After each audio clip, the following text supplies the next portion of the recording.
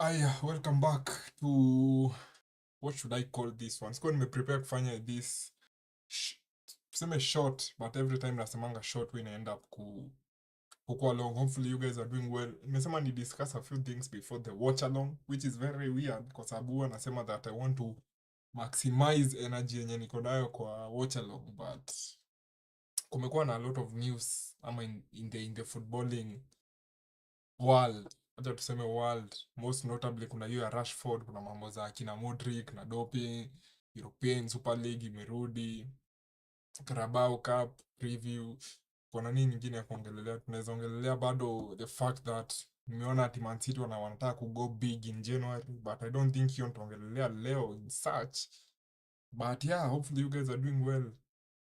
I don't plan on this. Asikuwa nimeplan ati ikuwe very long, if I'm being honest, but wacha to get into the business right away. Jana usiku masaa ya 10 p.m. ama 9 p.m. ama 11, hiyo masaa ya between 9 to 12 kulitokea some news that Rashford anasema that he's ready to leave, ako ready for a new challenge, blah blah blah blah blah, and ilileta a lot of, kuna fans wa Man U wenye walikuwa excited, kuna fans wengine obvious from different teams wenye wanadhani they can get him into their team, na kulikuwa na a lot of reaction from jana hiyo time yenye hiyo news ilitoka hadi leo saa hii masaa ya jioni, whatever is happening. Na sasa unajua walicheza juzi Manchester Derby wakashinda, kesho wanacheza against Tottenham kwa Carabao, so hiyo news iko around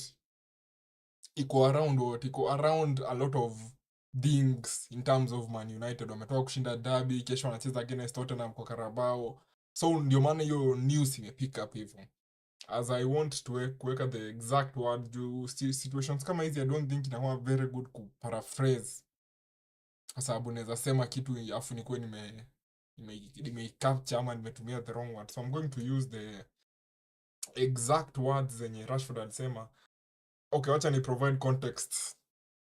Alikuwa kwa sijui, I think ilikuwa charity. Okay, journalist mwenye alibreak hizi news alisema that walikuwa wame kufanya this interview last week Tuesday, but sasa because of maybe alisema that Man U players walikuwa engaged in something they were doing in the hospital last week, so maybe hawakuifanya last week ikaletwa this week.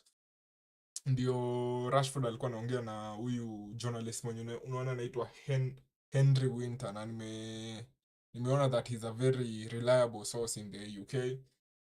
Alikuwa anasema that, okay, and I quote, obviously nasema, for me personally I think I'm ready for a new challenge and the next steps.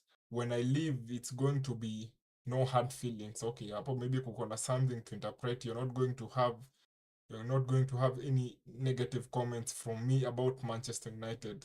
That's me as a person. Rashford akaendelea kusema that if I know that a situation is already bad, kuna parts zenye nataka tu, I don't know kama kusema tu kuput attention ni iko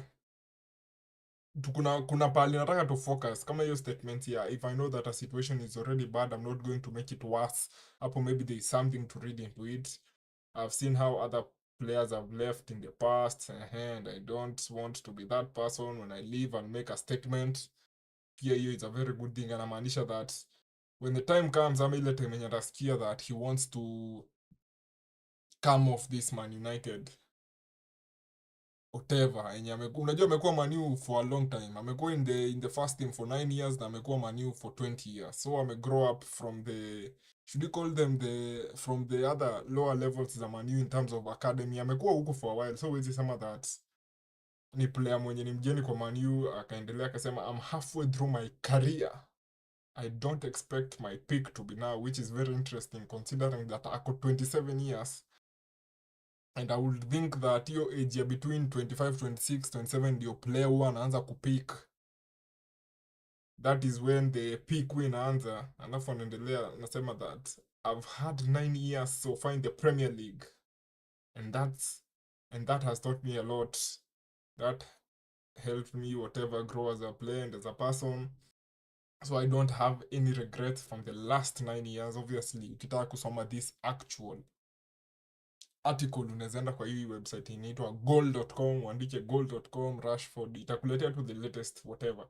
If you kama una feel that maybe I'm lying ama you want to go and screenshot it and share whatever, unaweza ipata kwa hii website inaitwa someone is texting me saa hii. Unaweza pata kwa hii website inaitwa goal.com. Nilikuwa tumefika wapi? I won't have any regrets going forward because I take things day by day, and sometimes bad things happen, sometimes good. I'll try to find balance 100%. That's my mentality.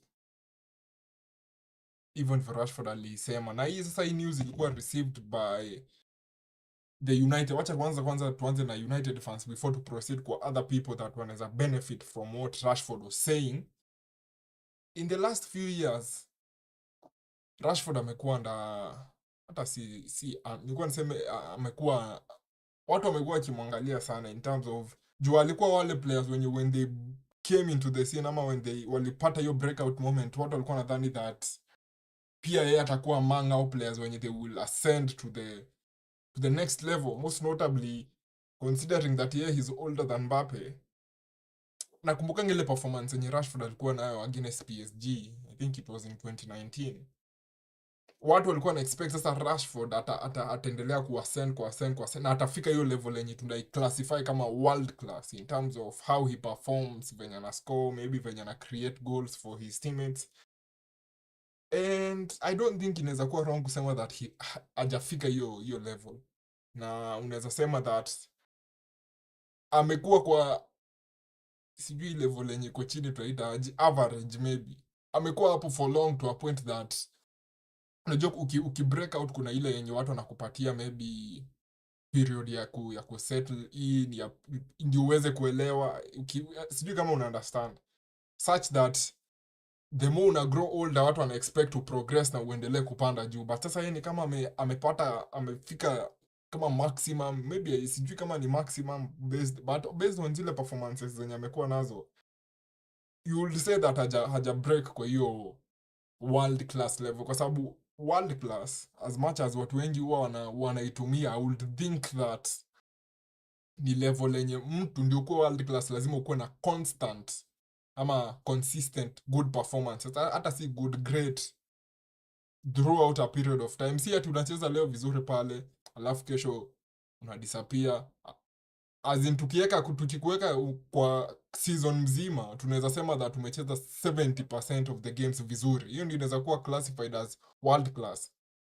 Obviously as a striker ama as someone who plays as an attacker, you would argue that sasa hiyo argument utaanza kuchip in goals pale, assists, maybe unasaidia comebacks, unasaidia, you understand, different players wako na different roles. Defender una expect ndio Van Dijk akwe classified as world class, si ati juu anafunga mabao ama ana assist, ni kwa sababu performances zake based on ile position ako ziko consistent throughout a season. Si ati anacheza leo vizuri against nani alafu kesho akicheza against ayuko. Ndio uko world class lazima uko on that level for long, ama performances zako ziko ni kama hata tunaweza sema zinajiduplicate, unaona, ziko similar, si ati moja iko juu. Hatutaki mtu mwenye anaenda go up and down, but I don't think Rashford ameweza kupata hiyo period yenye amekuwa hata na season moja full yenye unaweza sema ni world class. Maybe fans wa Man U wenye wako hapo watasema ile season yenye aligo na I think it was si ya mwisho ya Ten Hag, before hii ya mwisho ile yenye alikuwa anafunga mabao, ile yenye Barcelona alicheza na Man U kwa Europa League bla bla. Unaweza sema hii, unaweza highlight hiyo period as a I don't think bado unaweza mclassify as world class kwa sababu zilikuwa games kama ngapi, 10, 15 maybe. Ukicompare na the total number of games zenye walicheza throughout a season, unaweza argue that maybe hizo performances ndizo zili stand out pekee, hazikuwa ati ile throughout the season.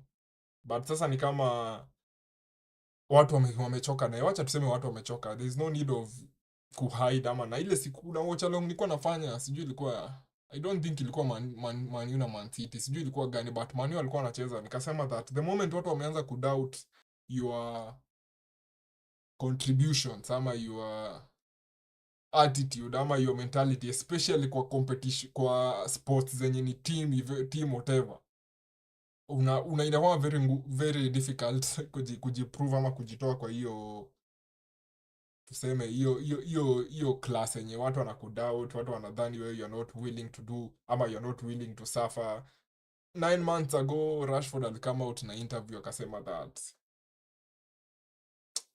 watu waache kudoubt his dedication to Man U, his mentality, which hiyo ilikuwa 9 months ago. Kama unaweza enda watch hiyo interview, akasema that he's willing to suffer for the team, bla bla bla bla.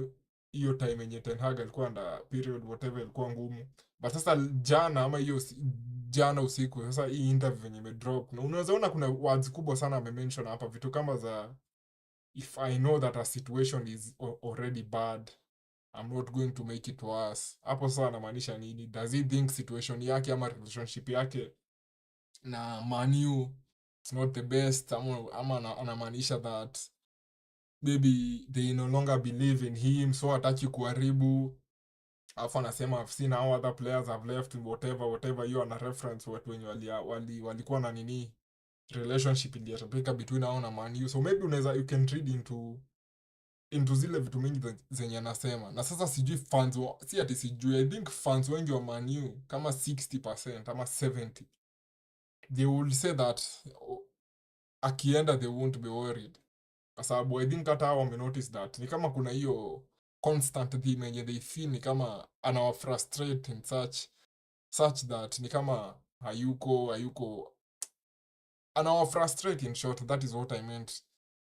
Now sasa the other thing yenye nilikuwa ni add kwa hii story is that during the summer yenye ilipita, hii time yenye window ilikuwa imefunguliwa, kulikuwa na talks that maybe hiyo ndio inaweza kuwa period yenye Rashford ataenda, ama ile period yenye maybe he's going to go into a new team. Kulikuwa na constant mention of PSG kwa sababu PSG walikuwa wamelose Mbappe.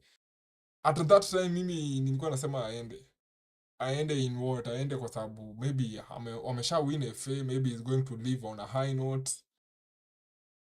Hata bado at that time bado kulikuwa na hizo talks, maybe watu wana doubt commitment yake nini, and that would have been the perfect moment, kwa sababu pia PSG ungeaji walikuwa a bit desperate in terms of finding a player mwenye anaweza cheza hiyo side. Sasa it's a bit different kwa sababu PSG wameweza kusolidify the way they playing, in terms of wako na mtu anaitwa Barcola mwenye anacheza hiyo left wing saa hii, amejiestablish, naona ana score vizuri, is performing well. So maybe hiyo period yenye ni kama PSG walikuwa a bit desperate for someone that would occupy that left wing position, ni kama imeisha, meaning that one of the best suitors for Rashford ni kama they hawako on the table anymore, meaning that hata kama anataka tuseme anataka ku leave, sasa kutaanza sasa kukua, sasa tu assume ataenda wapi sasa? Analipa pesa mingi, sijui kama ni 300,000 pounds ama ni 350, I think ni kitu kama 300 per week.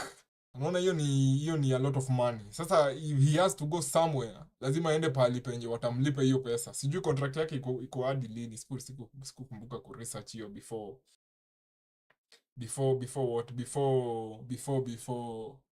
hii story breakout. Unaona Morgan ako hapa anasema he should have left sooner. Maybe ana reference hiyo ana reference hiyo mambo ya should we call ana reference mambo ya Rashford in terms of anasema angeenda, but sasa ndio nasema sasa ni kama the window of him leaving, ama chance yenye alikuwa nayo in the summer yake ya kuenda to a new team ni kama imeisha. Uwezi angalia Real Madrid useme anaenda huko wako na left wingers wawili wenye ni world class and they are finding it difficult to play both of them. Kwa hivyo Real wako on the table. Barcelona obviously nimesema Rashford ana 300,000 pounds per week. So Barcelona venye situation, Barcelona hata tumeshindwa kuregister Dani Olmo. That is how bad we are in terms of finances. So maybe sioni huko tena. PSG nimeadd that PSG wamepata maybe a solution. Unaweza maybe sahi they are no longer as desperate. Maybe kama watamchukua wanaweza mchukua on less wages. How does he feel about that? Si unaona vitu kama hizo. Alafu sasa there is a very interesting argument yenye imedevelop leo in terms of watu wa kuna watu wamekuwa wamesema anaweza enda Arsenal. Kuna watu wengine wamesema that he might go to Chelsea. Hiyo ya Chelsea sioni make sense obviously, kwa sababu Chelsea wenyewe waliachilia Sterling a couple. Obvious Sterling is a bit older. I think ako 30, 31. So maybe argument I fit vizuri, but pia Sterling alikuwa on the same wages, alikuwa na the same performances, maybe unaweza argue he was not performing that well. Na sasa tunabakisha Arsenal sasa, which is hapa sasa ndio nataka tuende tukimalizia story ya Rashford hapa. Is that Arsenal wako na Martinelli kwa hiyo left wing. Wako na Trossard pia anaweza cheza hapo. But those two players, they are not, especially this season, hawajakuwa very good in that position ya left wing. You would argue that hata kwa team nzima ya Arsenal, other than striker, the other position yenye iko significantly weak, unaweza sema that ni hiyo left wing. Sasa the biggest question yenye unauliza Arsenal fans is will they prefer staying with Martinelli ama will they ama watachukua Rashford? Now, sasa hapa hii argument inaanza kukua very difficult ama very interesting considering the Arsenal walichukua Sterling from Chelsea na hajakuwa kicheza. Na yeye pia tunajua ako on massive wages from zenye alitoka nazo Chelsea. Rashford anaweza kubali kwenda niitwaje Arsenal. Hiyo pia ni another argument. Will he be comfortable with signing for, unajua Arsenal na Man U would argue that is the ndio the biggest rivals in terms of hata venye walikuwa battle out for the leagues previous seasons, venye walikuwa wanacheza bla bla bla, Ferguson versus Wenger, si mna understand kenye nasema. So you would think that from a competitive point that Arsenal, si sahi Arsenal na Man U, they are very competitive in terms of hata historic. Would Rashford be comfortable with going kwa team yenye ni direct? Sahi si direct kwa sababu obviously Arsenal wako expected to challenge for the league, Man U wako in a different position, so maybe you don't know. Sasa hapo ndio, considering that options zake zinaenda zikipungua, do you think you will be comfortable with joining Arsenal? Watu wenye mko kwa comments, because sasa hii iko very, should we say, difficult to make. Morgan anasema Rashford still hasn't learned Arabic. That anamaanisha that maybe he might go to Saudi akiwa 27 years. Alafu unaona pia watu venye watu wana doubt attitude yake. Do you think that Saudi will be comfortable with picking him up and wampeleke tu kwa ligi yao hivyo, considering that watu wana doubt ni attitude yake? Do you think that wanaweza mchukua tu automatically kwa sababu is a good player? Morgan again anasema heri Martinelli. Mimi nikiachwa Martinelli na Rashford, as much as mimi wa Man City, I will think Rashford is better. Sasa shida ya Rashford ni hizo unaona hizo issues za mentality, attitude, hiyo in terms of talent ama in terms of being a footballer. Ukiulizwa nani ako better, in my opinion I will think that Rashford is better. Lakini sasa ujue hiyo part ya mentality na hiyo pia ina play a very very big role in terms of ile team yenye unaenda. Another point is considering that Arsenal wana challenge for the league, inamaanisha au wako under more pressure. Si kama enye Man U wako sahi, ati kwenye Rashford anaweza relax. Akienda huko, pressure ni worse kwa sababu wana expect Arsenal ishinde trophy this season, wana expect maybe wakuwe competitive in the Champions League. Unaona hata kama anaweza enda January, unaona anaenda place yenye pressure ni mingi. Na kama akiwa Man U na Man U ina pressure na performances zake zimekuwa hivi, akienda Arsenal, what will happen? Will Arsenal be willing to risk doing that, considering ile phase yenye wao wako in terms of, sasa si unaona hata Arteta ako under pressure in terms of we need a trophy on the table. Pressure sasa si kama ile pressure yenye iko Man U in terms of Amorim. Arsenal wako ideally ama hata si ideally, in a realistic world hao wako under more pressure than Man U in terms of deliverance. There's a reason enye Man U wako number 12, 13 ama whatever enye wako. na hakuna mtu mwenye anawapea pressure yote. Hao wanataka kuestablish a good system, play good football here and there. Lakini akienda Arsenal wenyewe wanahitajika kushinda Premier League, kukuwa competitive in the Champions League. Leo usiku wanacheza in the Carabao. Unaona huko pressure ni mingi. So maybe unaweza argue that venye Rashford ako in terms of mentality, attitude, you would argue that Arsenal won't be a good fit. Na sasa ukitoa Arsenal on the table, sioni kwenye anaweza enda sahi. As much as I'll come up with a interview akisema that he wants a new challenge. That's good, but sasa you don't know how ama where. Kama maybe he's referring to an external challenge ama yenye kumaniu as I go to zile comments zenye Amorim alimake after the news broke out, kwa sababu Man U anacheza kesho. Obviously kuna press conferences kwa sababu ya game. Amorim alisema that hata he's bringing a new challenge to Man U. That even if Amorim alisema, akasema that mimi I'm challenging all the players wenye kwa hii team. So maybe if Rashford wants a new challenge, we have a new challenge hapa in Man U. So maybe Amorim is downplaying the comments zenye Rashford alimake, which is also very interesting considering that one week ago kulikuwa na story ya Rashford, ama kati ya Rashford na Garnacho, who is leaking the team news, who is.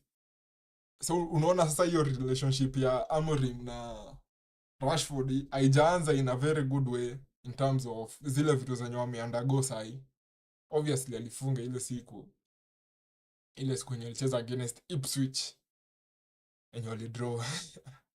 Morgan anasema Rashford is washed. I don't think so. Maybe unasema akitoka Man U anaweza enda place ingine na kickstart what he does in terms of playing football.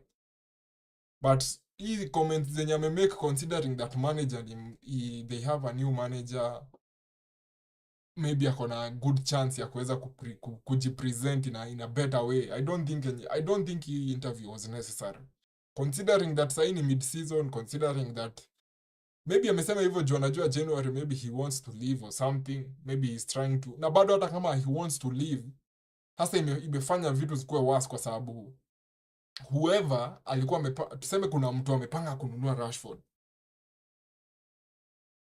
anaenda kwa Man U anaambia Man U mimi nataka kununua Rashford, alafu wampee pesa yenye ni mingi ama wamlipishe expensive, hata kuwa desperate juu anajua nani anataka kuenda already. So huyo mtu mwenye anataka kununua Rashford, he's out of, ama that team will be in the power position kwa sababu there's a player who wants to leave na nyinyi mnamuuza expensive, mnataka aje? Wanaweza sema tutamwacha tu kama hamtaki kutuuzia na itaisha hivyo. So I don't, hata kama venye nilikuwa nimesema that maybe they are doing that kwa sababu ya kwa sababu he wants to show other teams he wants to, I make sense. Juu sasa hii imeput pia Man U in a difficult position hata in terms of selling him. Hata unaweza sema that ime undervalue his market whatever value, imeipunguza kwa sababu sasa watu wote in world football wamejua okay, huyu jamaa anataka kuenda, kwa hivyo wako desperate kumtoa. Kwa hivyo sasa juu wako desperate, hatutatoa pesa mingi. Na unajua hiyo argument inaweza kuwa presented hivyo pia. Morgan anasema of course Rashford is talented. Yeah, simesema in my book he's more talented than Martinelli. He's more complete as a footballer. But sasa hiyo pressure yenye iko Arsenal, unaweza argue that it won't be helpful for Rashford. The timing has never been more ideal. I don't know what to make of it. Haiko ideal in any way. Financially, haiko ideal for anyone. Haiko ideal for it's not ideal. I don't know why you are saying it's ideal. Sasa January ikifika, as much as you want to get rid of him, mtu mwenye atamnunua simesema hata kuwa na pressure ya kumnunua. Juu wanajua wanataka kumuuza already, kwa hivyo pesa tutaofa kidogo. Na unajua Man U they won't want to kumuuza for a cheaper price. As much as unaweza dhani that they want to get rid of him. Na I wanted to ask you something, yeah. United fans wenye mko hapa, what do you make of the comments zenye Amorim amesema akisema that mimi am presenting the team with a new challenge? Do you think that's him underplaying the comments za Rashford, ama do you think that maybe he wants Rashford to stay? Kwa sababu on a good day Rashford akiweza kufind hiyo level yake, he can be, anaweza kuwa good. Hata si good, anaweza kuwa a great player. but sasa ni kama hiyo kitu ameshindwa climb into the next level. So sijui hizo comments za manager wenyu akisema that he's inviting him for a new challenge for Man. Sijui mbona siku screenshot the exact words as we finish up hapa kwa story ya Rashford. Do you think that Amorim ame make the right move in terms of playing it down, in terms of present Rashford with a challenge? Ama do you think that he's making a wrong move by inviting? Unajua unaweza sema that Amorim is inviting him back in from those comments zenye amemake. Tunaweza endelea kwa European Super League. Sijui kama mliona jana ama juzi. Na tulikuwa tumeongelelea, ilikuwa Monday. Tulikuwa na kina Khalid hapa tukasema that the football schedule is becoming overwhelming for the football players. Na tuka-explain venye UEFA Champions League waliiba idea ya European Super League wakaileta kwa in terms of bringing all the teams zikuwe in one table. Hapo waliiba hiyo idea ya Super League wakaileta kwa Champions League, waka-expand, wakaongeza match days, grow from 6 to 8. Alafu sasa jana, acha tuseme ni jana European Super League wamesema that they want to relaunch ama to rebrand themselves into the Unified League. That is the name that they'll be going for. Na wameweka story mingi hapo venye watakuwa na classify teams zitakuwa na sijui blue pot, red pot. Hizo sikushinda nikisoma juu. Sasa hizo ni unnecessary information considering that hata in the first place hawako, they are not even, hatujui kama wata advance. So kusoma hizo protocols ati zenye watakuwa wanatumia kujudge, hiyo si hata usishinde ukisoma hizo, utaenda usome ile siku yenye utaona wamelaunch ama imekuwa successful.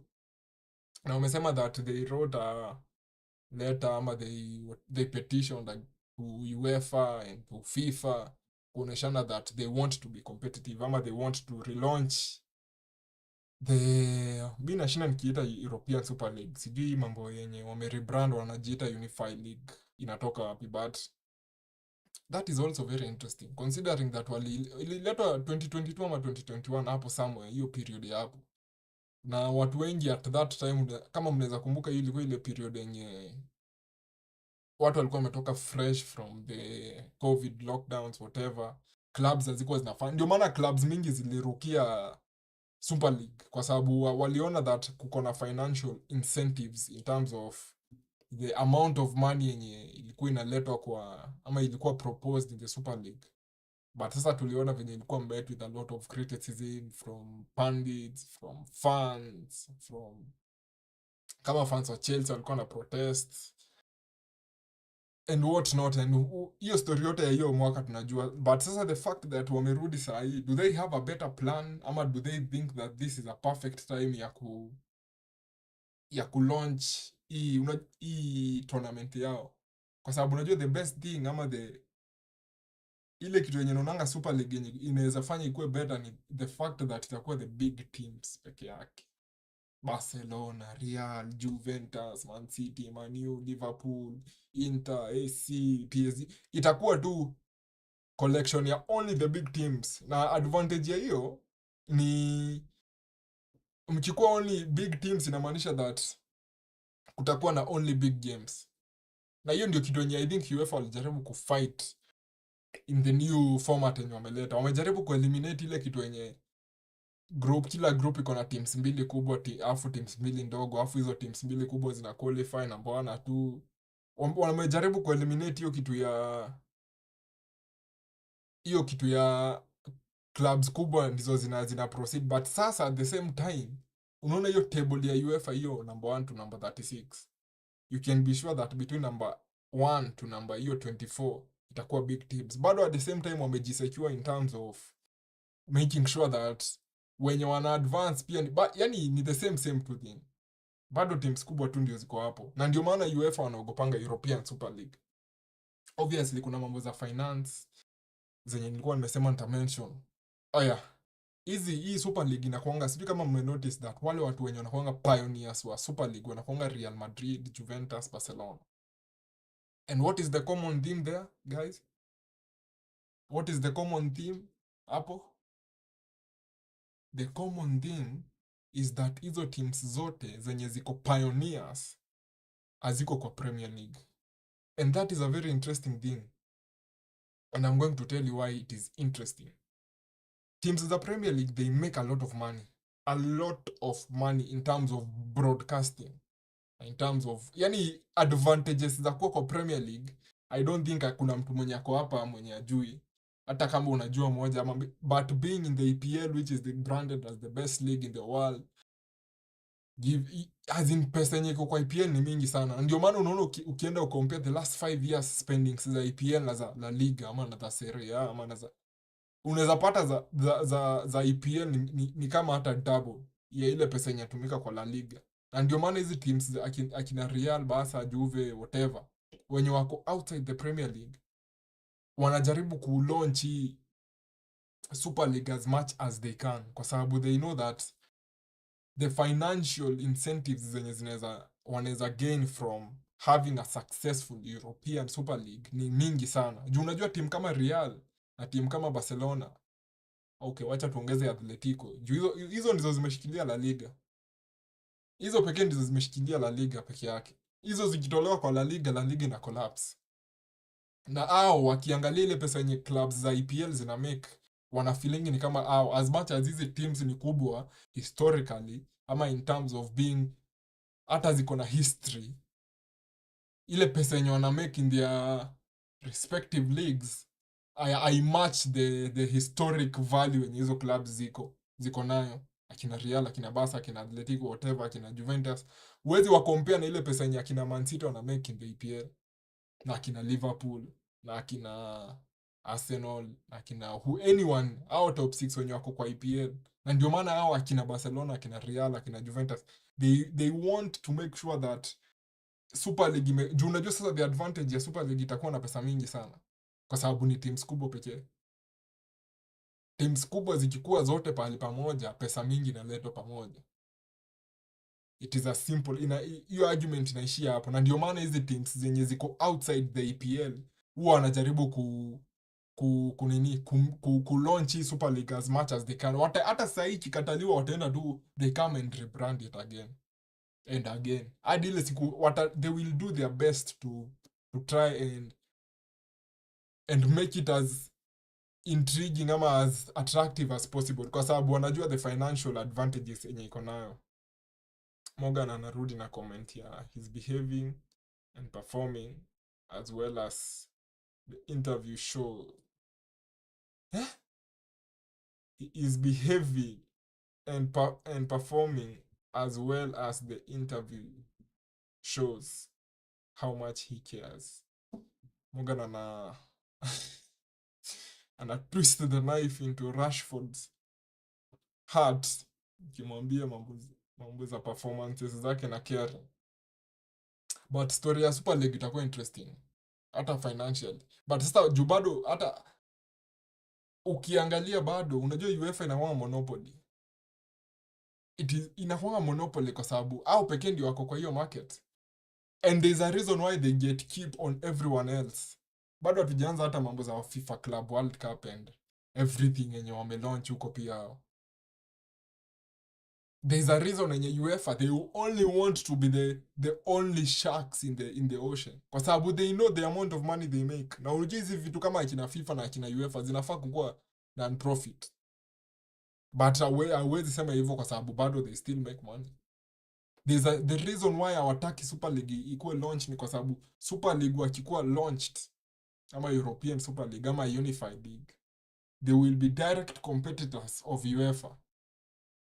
Na wakikuwa direct competitors, ile profit ama ile share ama financial whatever yenye UEFA walikuwa wanapata itaisha ama itapungua. Si itaisha, itapungua. Juu itabidi sasa waanze kushare. Ni kama wewe, if you have one apple na uko peke yako unaikula 100% of it, unaikula ukiwa peke yako. Mkikuwa wawili mtaanza kushare, either you share 50-50, 60-40, 80-10, 80-20 na unaona, the more kunaanza kukua na more players into the market, the more position yako inaanza kukua less powerful. Na hiyo ukianza kukua less powerful, pia vitu zenye ulikuwa una gain peke yako inabidi ushare na watu wengine, na utabidi waanze kushare na kina European Super League, na hiyo ndio kitu ya mwisho yenye wataki, na ndio maana huwa wana threaten, kila saa. Huwa wana threaten hizi clubs, wanawaambia mkijoin Super League hamtacheza Champions League, na tutawastrip titles zetu.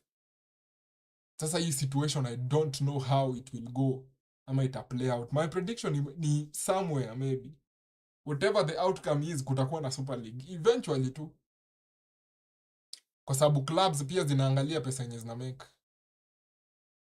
Barcelona hawana do saa hii, hata Dani Olmo kumregister imekuwa shida.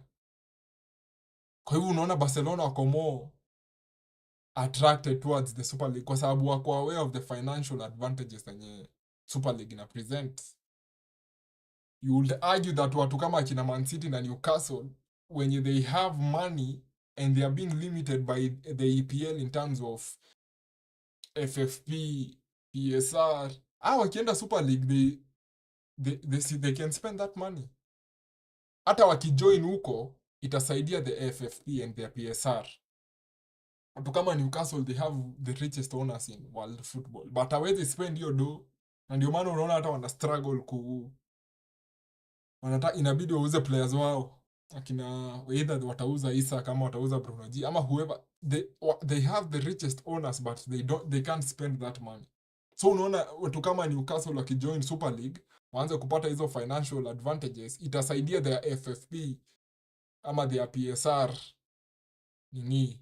cases si cases, kwa sababu cases itawasaidia FFP na PSR kwa EPL, juu watapeleka hiyo pesa waseme hii ni pesa yenye tume-earn kwa Super League. So kuna clubs mingi sana, they have things to gain. PSG huwezi argue sana kwa sababu PSG they exist in a market ama in a league yenye they are the only powerful ones. Lakini pia iko na disadvantage kwa sababu pia huko hawezi spend venye wanataka. Juu wao ndio the biggest, but juu wako na pesa mingi na watu wenye wana pesa ni clubs mingi. Pia PSG they can't spend that money venye wanataka. Juu watapata advantage na watabreak FFP za huko Ligue 1. Ligue 1 hata is dying. Unaona hata commercial deal za broadcast venye wamesafa. And so on and so forth. Akina Dortmund huko Germany, akina Bayern Munich wana exist kwa league yenye they are the only ones winning, meaning that hiyo league haina eyeballs mingi zinaangalia. Unajua watu less wakiwatch league yenyu mna make less money in terms of the broadcast and whatever. So unaona hizi clubs zote zenye ziko outside EPL zinaona that Super League inaweza come to the rescue, na pia zenye ziko kwa EPL unaweza ada kina Man City, kina Newcastle. Nimesema how much they have big owners ama the rich owners, but they can't spend. So maybe hiyo case ya Super League, I hope kuna mtu mwenye understand kenye nasema. As we go to nataka tumalize na Carabao preview ya leo. Obviously masaa ya 10:45 we will be back kufanya the Newcastle Brentford watch along. I want to remind you that kwa EFL ama kwa Carabao hakuna VAR. Ikifika 90 minutes kama mjafungana inatolewa. Morgan anasema I like the Super League.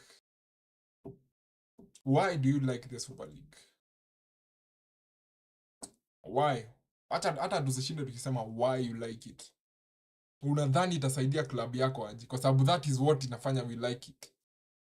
Mtu wa Barcelona atapenda Super League juu Barcelona akijoin Super League watapoa do. Kulikuwa hadi na joining fee. Sijui kama mnakumbuka in that time walikuwa wamewambia mkijoin tunawapatia sijui pesa ngapi.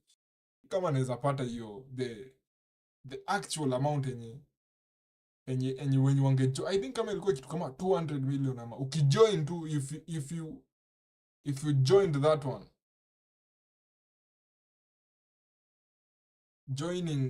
Joining fee for European Super League walikuwa wamekuwa promised.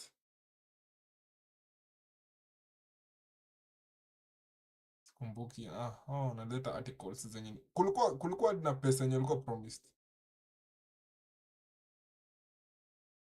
Walikuwa I think kama niliona kitu kama wamekuwa promised a lot of money. Morgan anasema Newcastle versus Brentford watch along. Si leo ni Wednesday. Ndio kesho to watch Man U na Tottenham. Ama ni Newcastle, si Newcastle na Brentford. I hope ni Newcastle na Brentford. Singetaka nikuwa nimeprepare hivyo vyote afu ikuwe si Arsenal they will win. Should we go to the Carabao preview? I think kila mtu ako satisfied na mambo ya European Super League.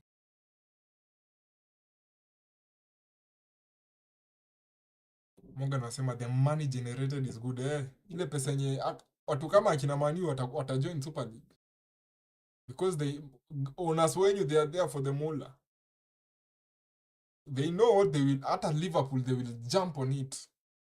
Arsenal they will jump on that opportunity. Usidanganywe na mtu ati as much as wana release club statements wakisema if everyone joins wote wanaingia na wanaruka. Una imagine ligi iko na Real, Barcelona, Atletico. Aya twende hata tusiguze za Premier League, twende tuchukue PSG huko Ligue 1. Tuchukue Bayern na Dortmund, tuchukue Juventus, Inter, AC. Hizo ni 9 already. 9 of the biggest teams in the world. Alafu sasa ukuje EPL uchukue 6. Alafu sasa uende ukichukua wale mmoja. Chukua Monaco pale, mtu mwingine Lyon pale. Do you think that hiyo league inaweza fail hata wewe considering hizo names? Unajua considering hizo names zenye ziko na hata sahi hata I will think that unaona kama ingekuwa ile time ya as greedy as this is going to sound, wacha niiseme because nimeifikiria sahi. Unaona kama ingekuwa ile time yenye Messi na Ronaldo walikuwa na Neymar na Hazard na nani. Unajua Super League venye ingekuwa interesting. Sasa unajua shida ya Champions League inabidi tungoje hizi teams kubwa zicheze. Zinaweza patana saa zingine hazipatani. Saa zingine Bayern itacheza against Real, afu tukae another 4 years before acheze against each other. Afu 4 years ikiisha, kuna players watakuwa wamezeeka, wameenda, wameretire. So unaona, lakini sasa Super League ilikuwa ina present opportunity ya yearly basis, tungeona Barca versus Bayern. Unaona ikikuwa league kama venye Man U na Man City lazima wacheze twice. Tuko sure tu per season watakutana. Unajua Champions League disadvantage yake ni hiyo. Tukienda knockouts kuna watu wanatolewa. Maybe mtu anatolewa pale, Arsenal maybe itatolewa ama. Sasa unaona Arsenal wakitolewa hawezi kutana na Real, ama Real ikitolewa haiwezi kutana na Bayern. That is the advantage yenye Super League iko nayo. Inakupromise big fixtures. Na mimi sikai najua venye naongea ni kama mtu anadhani mimi ni advocate wa Super League. No. But it is a good idea. Mimi I'm against the monopoly of Real, of Atletico, of Champions League. That is why I'm saying that as much as we are hating on the Super League, let us think about it before kurusha stones. Because mimi hiyo monopoly yenye UEFA they enjoy, I don't like it. Easy comments za Ahmad Week, they are tiring. Focus on Tottenham, bro. Finally getting ready to watch Amorim football tomorrow and win the League Cup. Aya, acha ni screenshot your comment. Acha ni screenshot that exact comment. Acha ni screenshot your comment. Nime screenshot, acha ni save. That comment ya winning the league in February. Winning the EFL. Acha ni save. Morgan wins, prophesies United will win EFL. Aya, saved. Leo ni date 18th. Hii hata siwezi sahau. Nimesave hiyo screenshot ya hiyo message, bro. Kosa kukuja na EFL in the end of the season. You will see it. Zandria Koeri anasema, hey, I don't think Chelsea walitolewa na Newcastle. Na hii EFL ni kama huwa inaenda haraka sana. Walitolewa na Newcastle in the previous round. Man City tulitolewa na Spurs 2-1. Ilikuwa 2-0, sikumbuki. 2-1 maybe. Hiyo game ni kama ndio ilianzisha downfall yetu. Hiyo game yenye Man City we lost against Tottenham 2-1, hiyo ndio ilianzisha hii form yenye tuko sasa. You're not sure kutakuwa na Manchester derbies in the future. Why? Because mtakuwa relegated.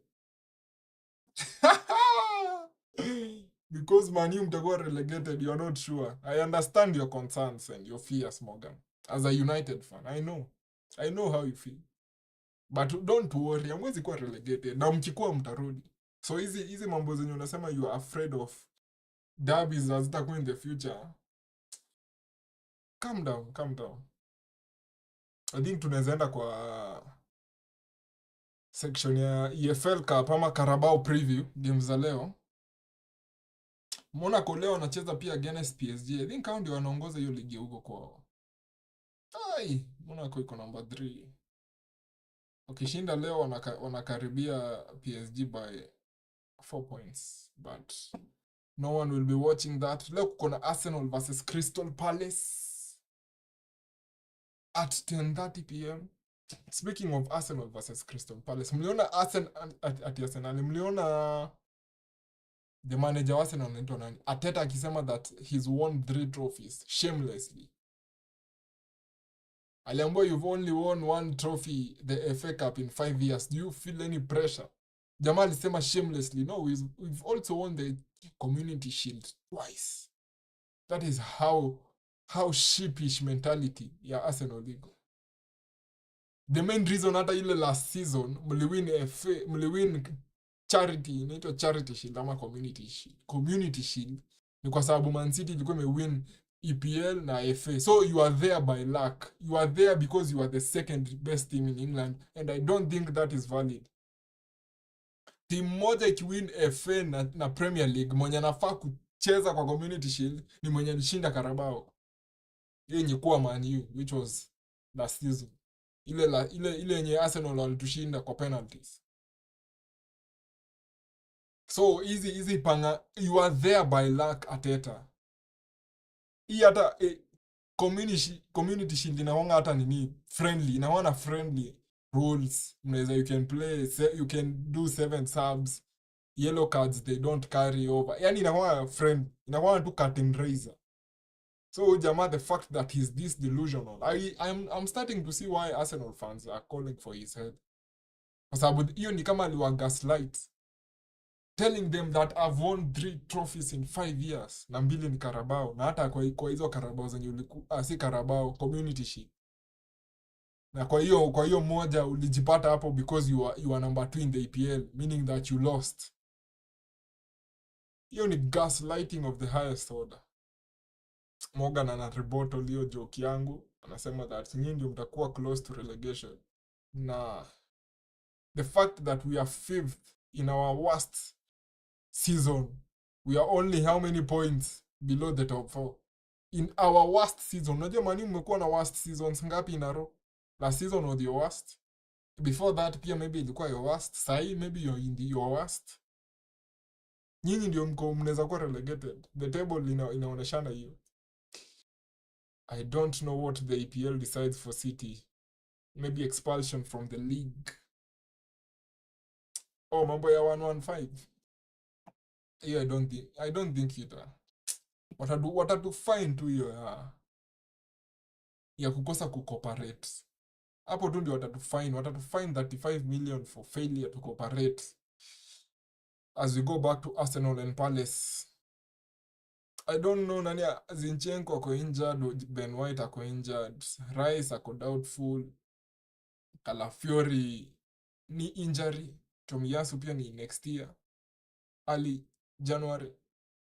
So hao watakuwa side ya Palace, Adam Wharton na Riyad na Ward na Franca au pia wako available. I don't know what else to say. Nilikuwa nimekuja hapa nimejiambia venye nita-analyze hizi games, but ni kama knowledge inani escape. Newcastle versus Brentford, which will be the game yenye tutakuwa tukiwatch. Hiyo inaanza at 10:45, which is 2 hours 28 minutes from now. Wilson wa Newcastle injured, Kraft injured. Lascelles injured, huyo alipatikana. Lascelles alipata ACL, anarudi next year January, so ni kama yake ili happen a bit earlier. Alafu Nick Pope ni kama akona knock, but hiyo yake ni doubtful. Botman pia ni player mwingine wa Newcastle mwenye alipata ACL, but pia yeye anarudi next year January. Huyo ukisikia month yenye nakwambia January una add +1 earliest, so hao ni watu wa February.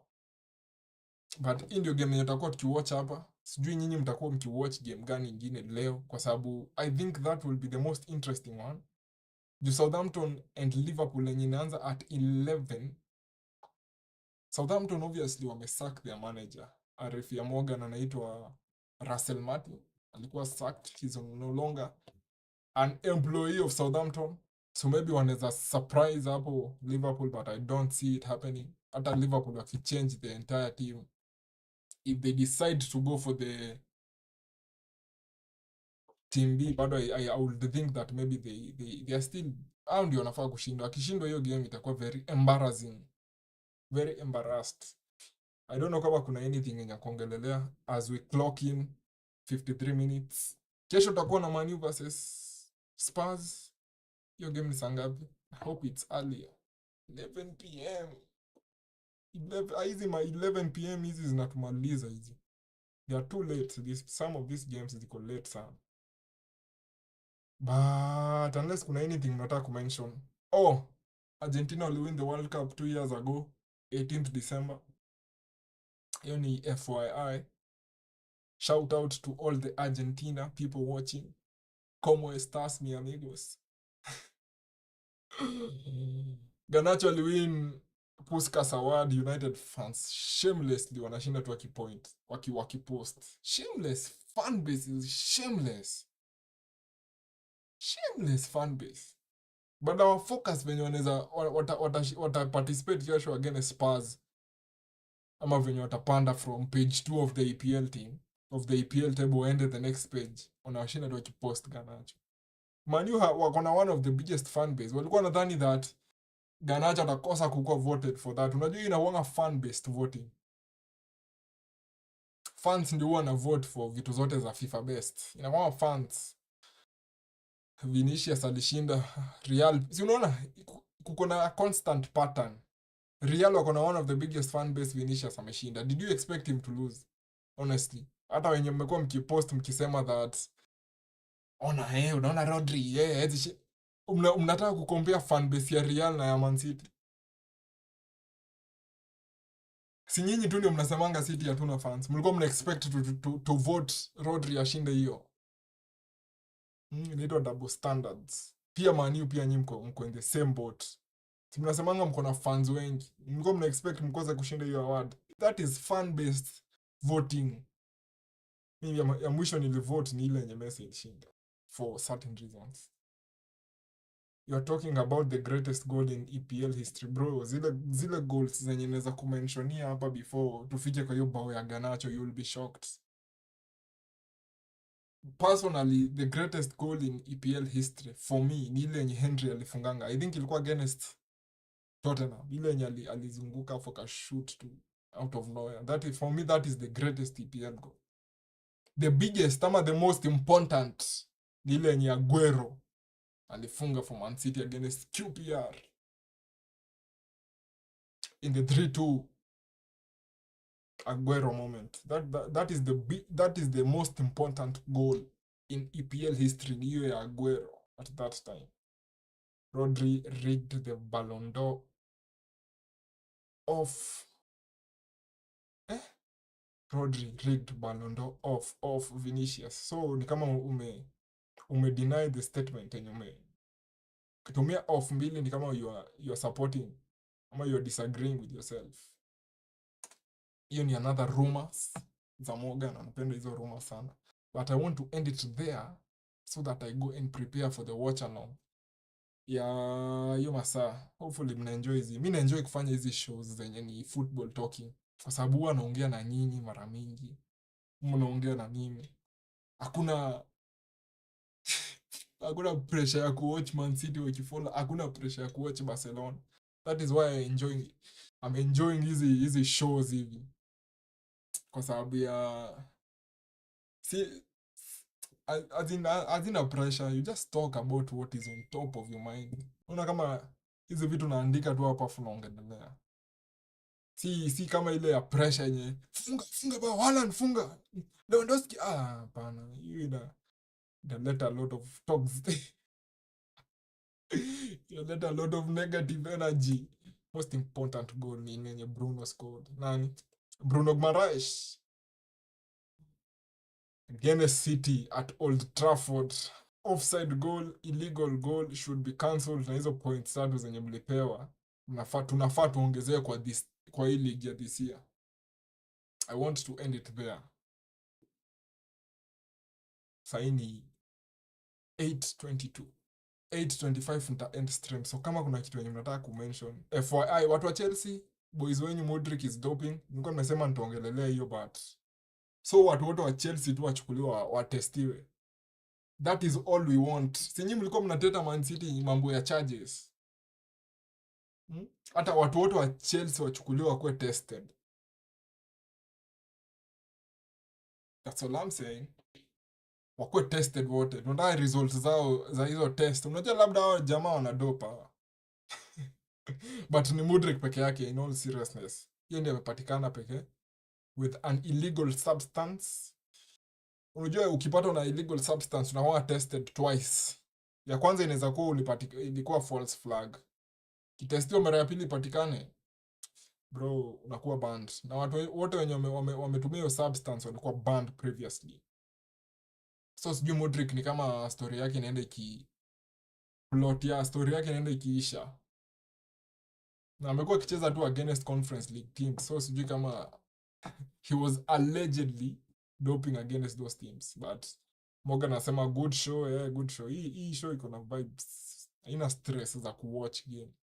But I want to remind you guys to hit the like na msub. Na hata hiyo stream nyingine tunafanya masaa baadaye. I hope mtakuwa hapa. Morgan sijui utakuwa ukiwatch game gani. Anarudi tena na hizi comments za Ahmad. Bro, I hope kesho mlose tu ndio mnyamaze. Lakini sasa watoto na mpia sitakangi wa win trophy. So I'm in a very tough spot. The only hope inaweza happen, whoever staki pia Liverpool washinde Carabao, staki pia Arsenal washinde Carabao. So hii Carabao tu inani, hakuna mtu mwenye anaweza support Man City itolewa. It's really nice to enjoy your video after a mad sisemi hiyo jina. Huyu jamaa ni boss sana. Courtesy of Matthias Nunes. But I want to end it there. Imekuwa fun history. 1 hour on the clock. And I'll see you guys here masaa 8 ama ni 10:45. Newcastle versus Brentford. Hopefully itakuwa na goals. Hopefully. Na wasiende kuweka team B. Waweke wachezaji wenye ni good enough. Sasa tuko quarter final kwa Carabao.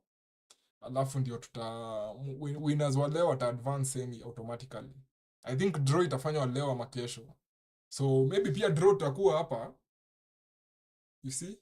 Time ya draw will be here. Advantage hiyo draw ni ati ni semi-final na itakuwa only kitu kama 15 minutes.